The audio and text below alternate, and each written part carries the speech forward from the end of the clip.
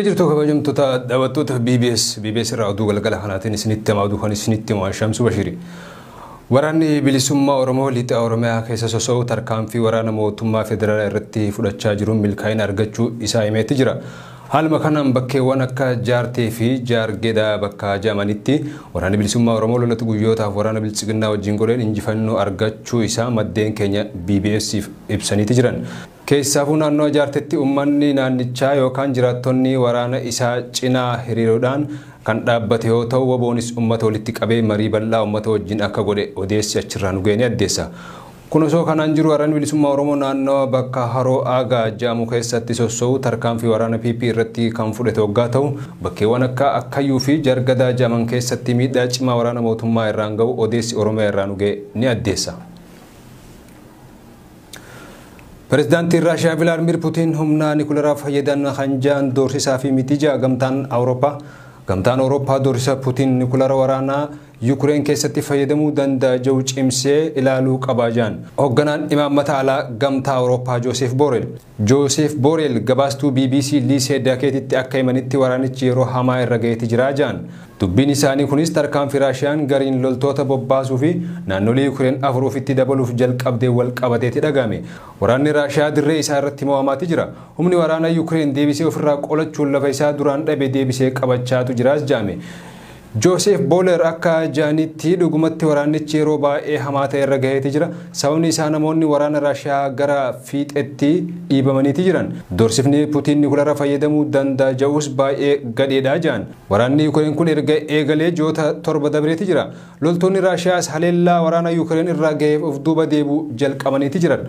Joosef Boreel itti dabaluudhaan akka jaanitti furmaanni dippiloomaasii dhufuu qabaas jedhan. Garuu karaa walabummaa fi olaantummaa daangaa Yukureen kabajeen ta'uudha qabaas. Yoo akkas hin taane waraanicha ni xumurra garuu nagaa hin argannu waraana biratti gallaa jedhan Joosef Boreel. Pireezidaantiin Raashiyaa Vilaadimir Puutiin gama isaaniitiin ibsa miidiyaaf kennaniin biyyi isaanii meeshaa waraanaa hamaa ta'e akka qabdu himanii waan qabnu hunda fayyadamuu dandeenya jedhan. Puutiin lammiileen Raashiyaa tajaajila waraanaa kennan 300 ta'an waraanatti akka makamaniifis waamicha dhiyeessaniiti jiran. Loltoonni Raashiyaa mana manarra deemuun filannoo riifarandamii jechuun ofumaaf labsaniif sagalee walitti qabaa jiru jedhan lammiileen Yukureen. Raashiyaan Yukureen keessa iddoowwan to'attetti filannoo uummataa riifarandamii geggeessaati jirti. Ati afaan yaada kee ni himatta. Loltoonni ammoo waraqarra barreessanii qabatanii deemu jette dubartiin naannawaa El Hardoor keessatti jiraattu takka. Bulchiinsa Korsan gara gubbaatti hidhattoonni Raashiyaa sanduuqa waraqaa filannoo baatanii magaalaa walakkaatti sagalee uummata osoo walitti qabamanii argamaniiti jiran. Mana manarra deemanii sagalee hiree murteeffannaa uummata walitti qabuun kun barbaachiseef nageenya uummataaf ta'u miidiyaa mootummaa Raashiyaa gabaasaati ture. Raashiyaan adeemsi filannoo hiree ofii murteeffachuuf gaggeeffamu kun haqaa fi walaba ta'uu eertee uummanni garuu loltootaan doorsifamaa jiraachuu himatan jiraattonni Yukureen. Oduma wal qabateen duula waraana haaraa Raashiyaa yaamte mormuun kanneen hiriira mormii ba'an keessa dhibbaan kan lakkaa'aman aanga'ootaan to'atamuu dhaabbileen mirga namootaaf falman ibsaniiti jiran. Dhaabbilee kanneen keessaa tokko kan ta'e ODV Info kan jedhamu hoggaa ta'u magaalota Raashiyaa 32 irra namoonni 724 sanbata xiqqaa hidhamu gabaaseeti jira.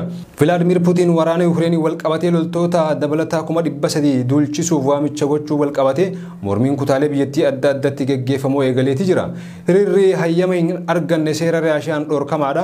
Vilaadimir Puutiin karoora dargaggoo haaraa gara loltummaatti guuruuf karoorri baasan magaalota hedduu keessatti mormii cimaa kaaseeti jira. Namoota qaamolee nageenyaan to'ataman keessaa gariin waraqaan itti kennamee giddugala loltoota haaraa qacaramuu dhaqaa akka galmaan itti himamaa jiraachuunis dhagahameeti jira.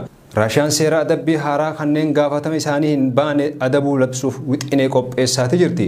Labsiin kun Raashiyaan hagam takka hanqina loltuu qabaachaa akka jirtu kan agarsiise waggaa ta'u labsichi lammummaa kennuuf amma dura namni tokko yoo xiqqaate waggaa 5 Raashiyaa keessa jiraachuu qaba kan jedhu wajjin wal faallessa.